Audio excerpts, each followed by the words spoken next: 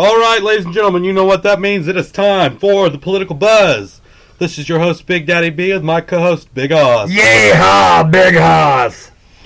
Now, tonight, I hope it's going to be a great night. It is April 19th, 2016. The people are voting in New York. Well, it seems to be a good night for Trump, unfortunately. Yes. So, which is not very favorable to us, but anyway. You know, This is really telling because with Trump being ahead in the polls, and it looks like he is going to be the GOP nominee, if you think about the way he's treated women and talked about women, and women go to the polls and scores to vote for him, if we go back in history, folks, the Republicans used to be on the right side of justice, and the Democrats were on the wrong side of justice. Right. I brought this up before, that if you've ever seen the movie Lincoln, the Democrats were voting for slavery, and the Republicans were voting to free the slaves because Lincoln was a Republican president. Right. Now, fast forward to 2016. Now we have a GOP who has a racist pig running for president who doesn't like women. And it gets me because the women are actually standing behind this man, so let's keep that in mind. You know, yes, women have really fallen from where I grew up. I'm almost 60, for all of you who didn't know, and I'm proud of it. When I was growing up back in the 60s and 70s, women were proud of who they were. It was the great brawl-burning women's lib. We wanted to liberate them, get them out of the kitchens, into the workplace.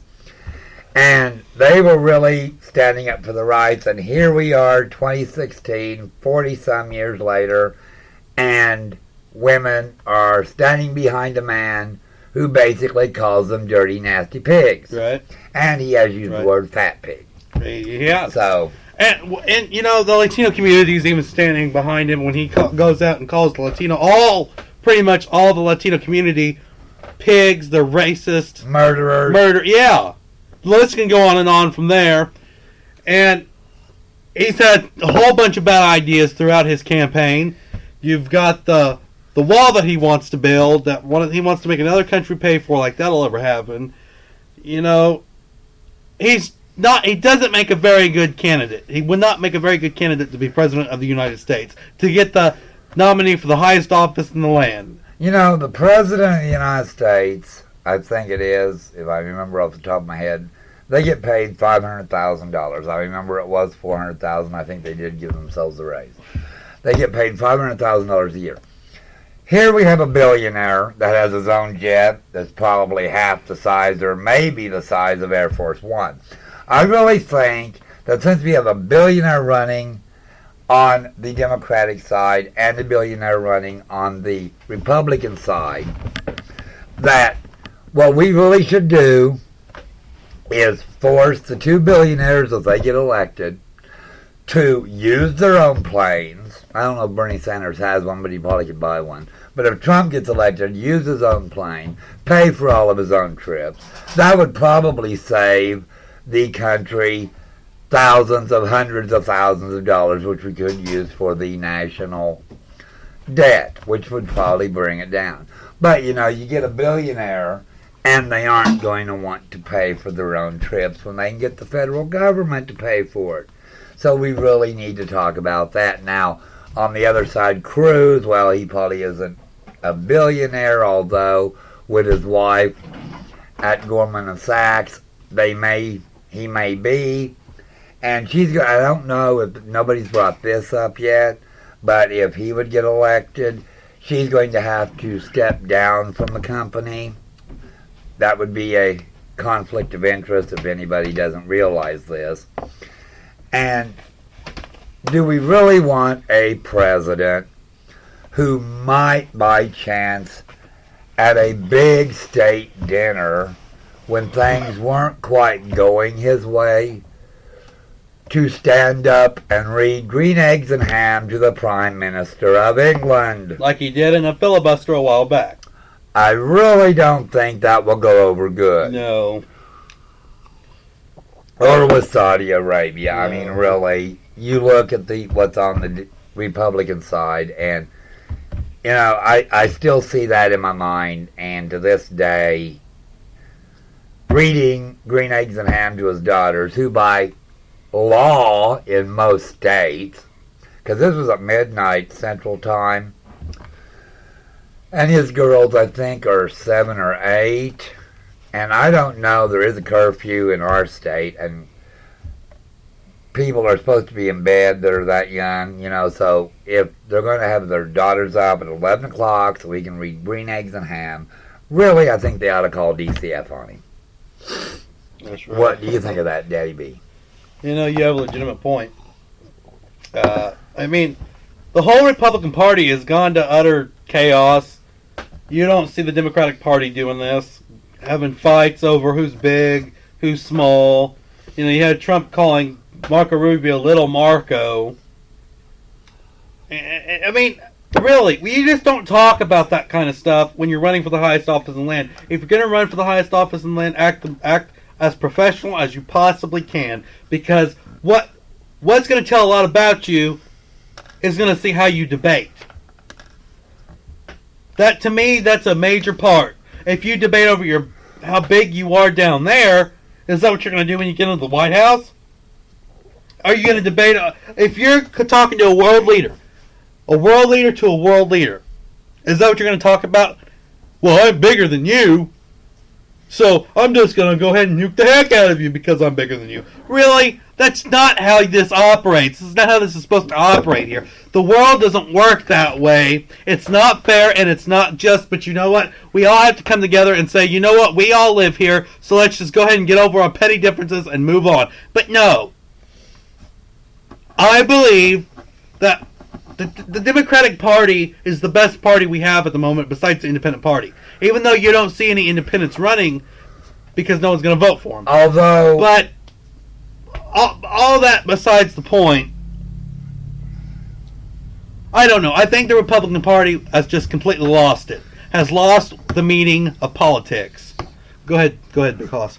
Although with Ted Cruz's bashes on Hillary about her being cheating and a husband beater and all this. Oh, and by the way, you can see that story on our website. Like I said, you all should know it by now.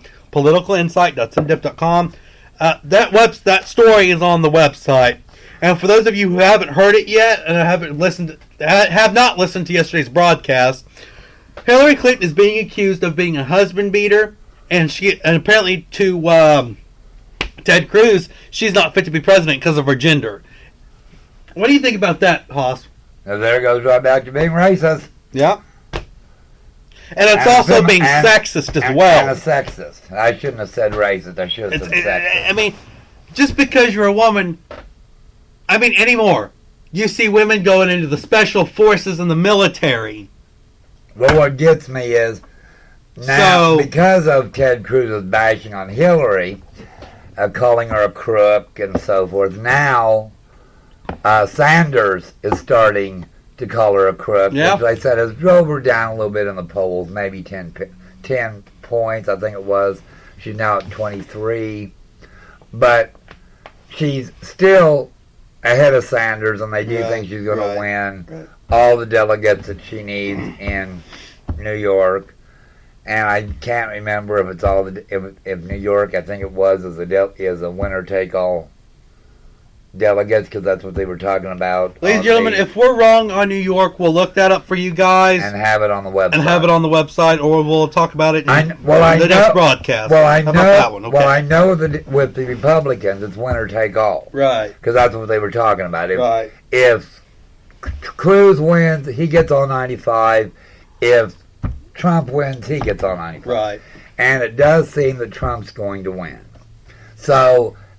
all this did is take them to a contested convention. They will do that, And now on the flip side, on the Democratic side, Bernie Sanders, if they don't expect him to win New York, they expect it to be Hillary's, which could hurt him, but if he wins Pennsylvania, it would save him. And right now, Pennsylvania's up in the air about that. But if it does, they said it does look like there is a possibility that the Democrats aren't going to either one get enough votes to get automatically nominated. So even now, the Democratic side may be a contested a contested convention. You know, this is all a bunch of drama. Politics anymore is not what it used to be. You know, but hey, that's all right. I still don't know what the Republicans are for. That's what gets me. They don't tell you. They just talk about their poll numbers 24/7 a day. Every single time they have an interview, that's what happens. It's poll numbers, poll numbers, poll numbers. I know who's ahead. That's about it on the Republican side. That's all you know. Okay, let's take Donald Trump, for example. All he's ever talked about is his dang wall plan. That is it. Oh, I'm going to build a wall and make Mexico pay for it because I'm a businessman and I'm a giver and I give to people. Well, a businessman doesn't make you all that in a bag of potato chips. Come on. Well, I do think that Donald Trump may have a problem because, no, not everybody in New York likes him because it's like 80% of his employees are extremely dissatisfied with working for the man, but they have to because it's the only job in town. And I'm sorry to say, if no one likes what I have to say on this part, that's fine.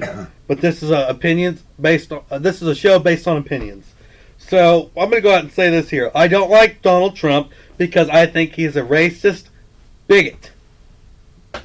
And sexist. And sexist, yes. I mean, so that's why I don't like Donald Trump, and that's why I would not go out and vote for that man. And I feel sorry for anyone who actually does. Like they were saying, they pulled up the poll numbers in New York, and the Republicans were saying, "Oh, I've got them beat so bad, there's no one going to vote for Hillary Clinton in New York." Well, only 13% of New Yorkers have said they wouldn't vote. Right. That leaves an 88% that's going to vote out of New York for Hillary if she gets nominated. Yep. I want to see Donald's numbers on that. Donald won't give you those numbers. Nope. He won't. That's the problem. You know, I talked about this, I think it was last night's broadcast, but I won't vote for Bernie Sanders. I won't do it. I don't like socialists. I'm sorry. That's just the way I am. I'm a diehard Democrat, but I'm not a socialist. Big difference.